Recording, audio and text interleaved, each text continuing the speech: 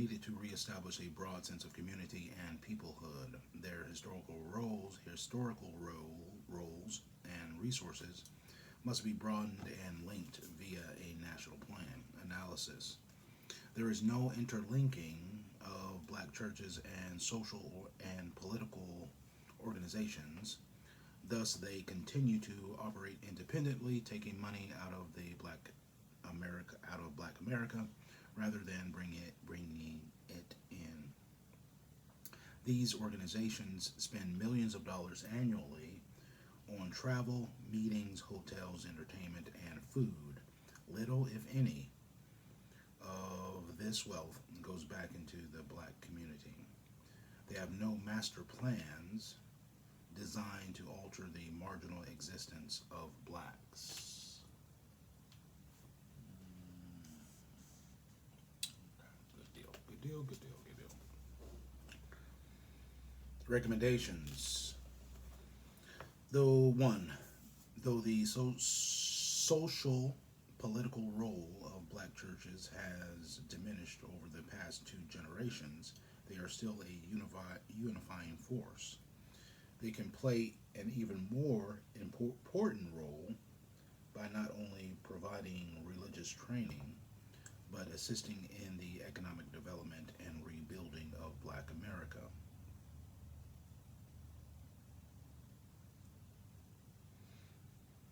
With a new commitment to a broad black community, black churches could initiate and mandate to call and initiate a mandate to call back the black Americans who drifted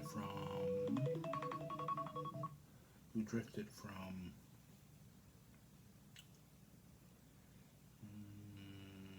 the churches and joined white churches. Church services should be spiritually uplifting, but they must also be sources of information and motivation about the requirements for unity. With its audience of millions, the black church would not only be able to pool large amounts of money, but could also communicate the need for blacks to become better educated and more thrifty. It could also sponsor scholarships, stimulate economic development through developing credit unions, food cooperatives, urban land programs, and other enterprises. Some churches have started to move in this direction and provide models that others can follow. Other social and political organizations could pursue the same goals via similar activities. Two, black church members should insist that their churches become more accountable for the billions that they annually extract from black communities through tithes and contributions. Some of these funds should be directed towards strengthening the community. They could be made available to black entrepreneurs through capital formation pools or regional economic development banks controlled by various denominations. Black ministers could assist further by preaching about the need for blacks to practice capitalism and group economics. The nursery schools and kindergartens should teach unity and economic self-sufficiency. Strategy 8. Government resources. White society has always maintained full control of government and used it as a tool for acquiring and maintaining wealth. Though assisted by government in their maldistribution of power and wealth, conservative forces oppose any use of government to correct the imbalances helping blacks to gain wealth. Taxes are the only established device for redistributing wealth in America. Anti-government forces understand that without tax revenues, government would not be able to assist blacks who have been abused by the powerful. Analysis 1. The conservative movement to privatize government services could have serious negative consequences for blacks because limited private sector employment opportunities force a large percentage of working blacks to earn their income from government jobs. Meanwhile, unemployed blacks depend upon government for assistance and benefits. 2. Black Africa is beginning to privatize. Free of European colonial powers and socialistic ideologies, African nations have begun to privatize or sell state-owned assets as business opportunities for entrepreneurs. Black Americans should explore the opportunity to purchase some of these properties. They should also seriously explore opportunities to establish vertical businesses with Africa. Cuban and other Hispanic groups are already developing plans to gain control of privatized resources in Africa. John Naisbitt and Patricia Aberdeen in Megatrends 2000 identified industries within various African states that are in the process of privatization. Nigeria plans to sell its stake in 160 state-owned banks, breweries, and insurance companies. Kenya plans to divest the state's interest in more than 400 enterprises. Mozambique has reportedly privatized more than 20 industrial plants since 1985. Tanzania plans to seek managers to take over state-run hotels and game lodges. Angola, Benin, and Congo plan to sell mining, fishing, and construction companies. Togo began privatizing services and companies in 1988. Many African countries are privatizing aspects of telecommunications and seeking new communications technologies and program sources. These business opportunities could provide blacks with a vital link to industrial development. But let the buyer beware. This will not be a giveaway, and due diligence is required. Some of these businesses may be overpriced or have poor products and obsolete equipment. Yet even in view of potential shortcomings, these African sell-offs are worth investigating. 3. In America, local governments could establish quasi-public lending institutions funded by assets converted from confiscated properties and funds programs. In 1988, the Federal Drug Enforcement Agency reported that it had confiscated properties worth nearly $700 million. These programs could produce revenue by converting inactive funds and property into funds directed towards the good of the community from which the funds came. The funds could be made available to black entrepreneurs through low-interest, long-term loans. The black businesses would pay interest and taxes to city governments and create jobs. 4. Local governments could offer land grants and head rights on abandoned ghetto properties to black individuals or corporations that need land for industrial or business development. Additional tax incentives, as discussed earlier, could encourage development.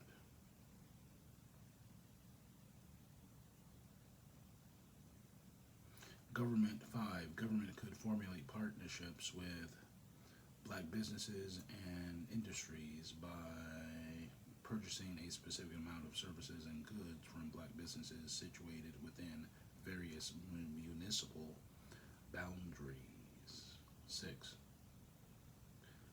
Government could offer subsidies to black industries that hired hardcore underemployed and unemployed blacks.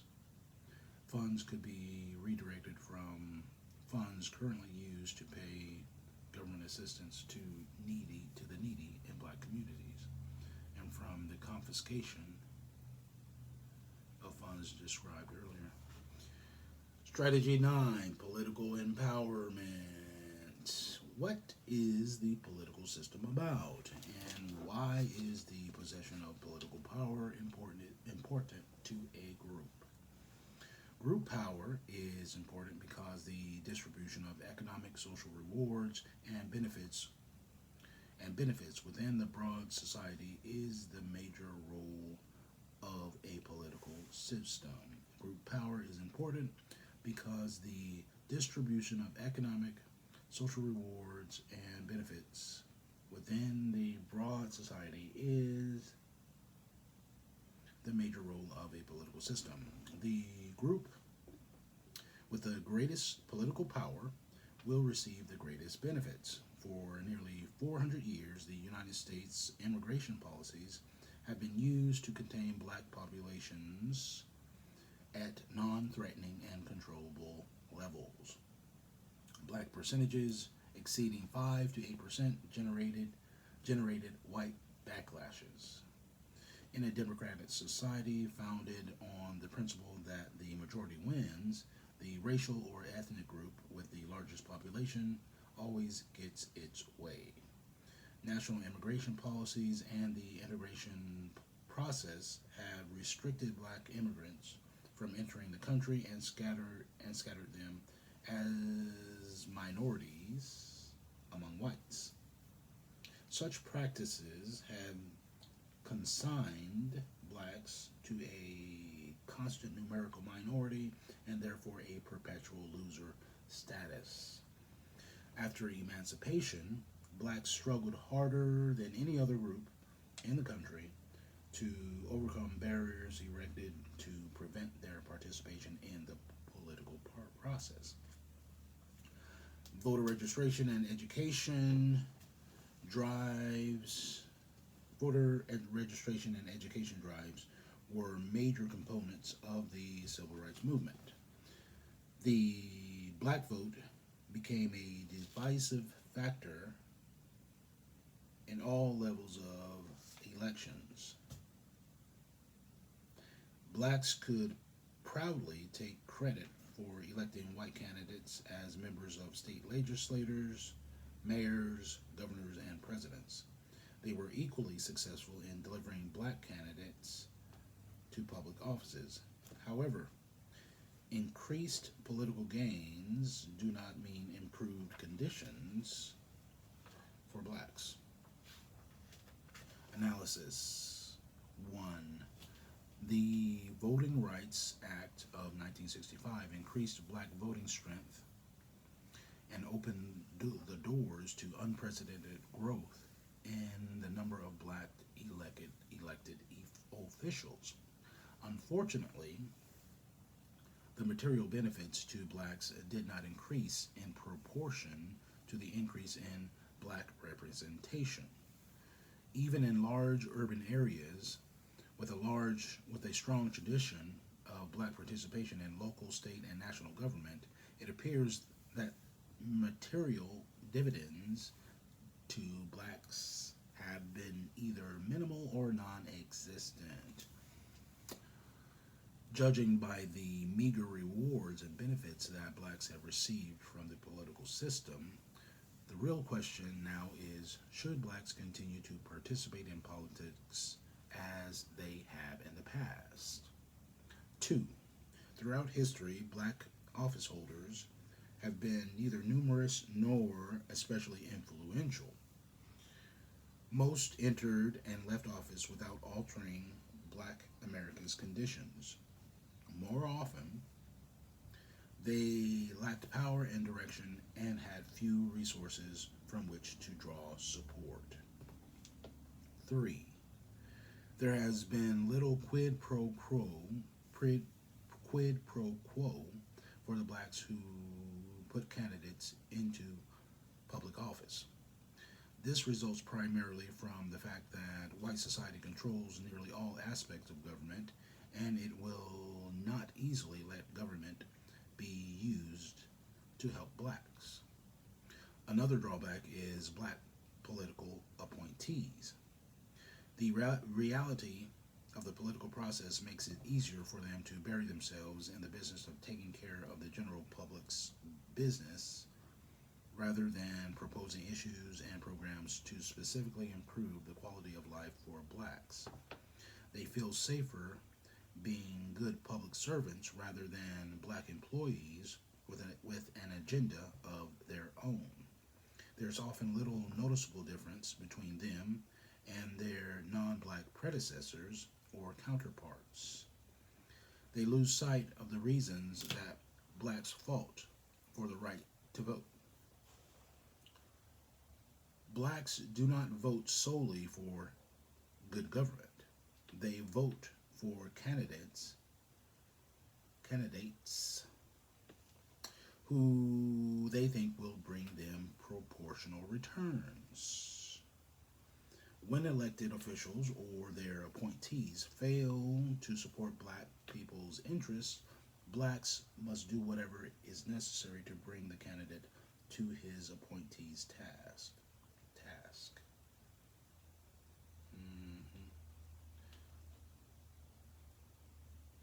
4. Politicians are becoming more open in expressing opposition to black issues.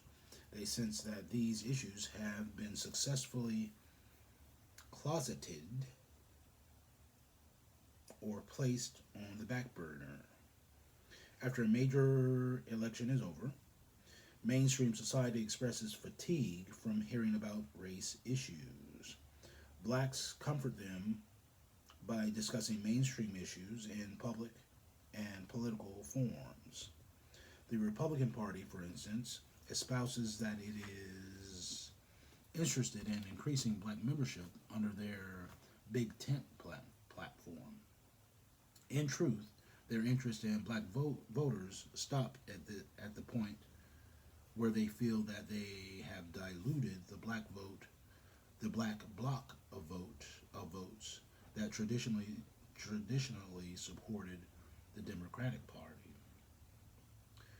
They don't want to attract hordes of blacks because they do not want to tarnish themselves with too many black Republicans. If a massive number of blacks registered as Republicans, most whites would become Democrats.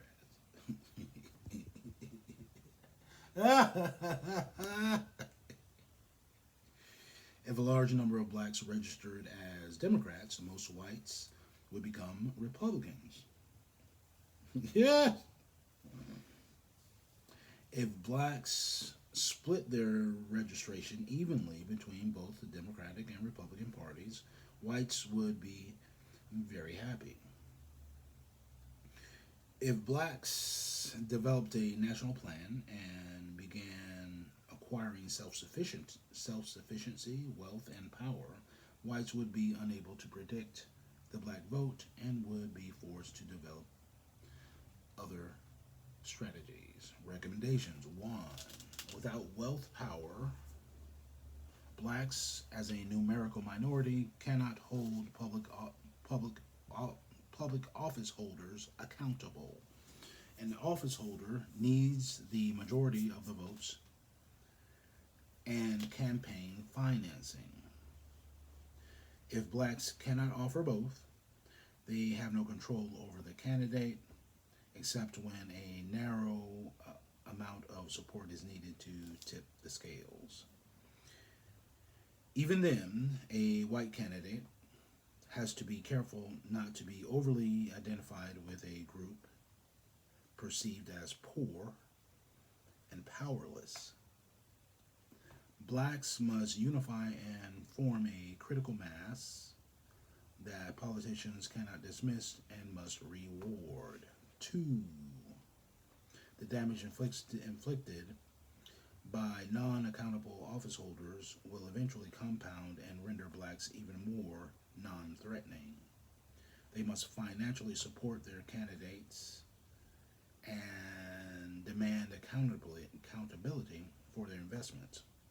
Like wealthy Jewish or corporate groups, they must hold politicians accountable by withholding their support during subsequent elections. In their political activities, blacks should stress that the most important issue for them is not political partisanship. The race or the issue is race. There are blacks who swear by one political party or another, while whites switch political parties to make the bottom line come out right. During their enslavement, blacks did not belong to any political party. From the end of Civil War until after the Great Depression, blacks primarily belonged to the Republican Party, but they were subordinated, lynched, and segregated. From the 1940s until today, about 85% of all registered black voters have been Democrats, and Black America still excluded, and Black America is still excluded and subordinated. This suggests that regardless of the degree of black political involvement, black conditions remain unchanged. Therefore, blacks ought to consider starting their own party and run their own candidates for public office. Blacks would have very little to lose since very few black public office holders win elections on the white vote. If nothing else, an independent political party would get blacks public forums, financial support, candidates committed to the black community, and white respect for having some backbone. Blacks would have very little to lose since very few black public office holders win elections on the white vote. If nothing else, an independent political party would get blacks public forums, financial support, candidates committed to the black community, and white respect for having some backbone.